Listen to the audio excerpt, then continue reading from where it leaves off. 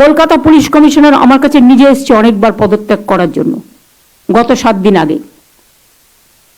সামনে পুজো, আপনারা এবার আমায় বলুন, ল অ্যান্ড অর্ডার লোকটাকে তো জানতে হবে যে থাকবে কোন পাড়ায় কোন পুজো হচ্ছে, পুজো কমিটিগুলো কি থিম করছে, কোথায় কি পুলিশ পোস্টিং আছে।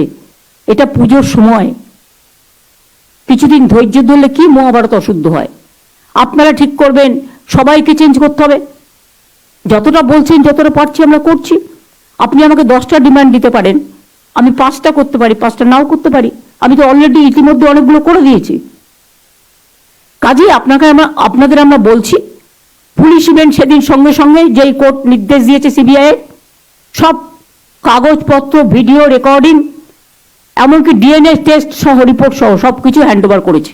পুলিশও কিন্তু আপনাদের সারাক্ষণ পাহারা দেয়, তারাও কিন্তু আপনাদের মতো মানবিক জীব মানুষ, তারাও কিন্তু মানবিক মানুষ, তাদেরও সংসার আছে, তাদের পরিবার আছে।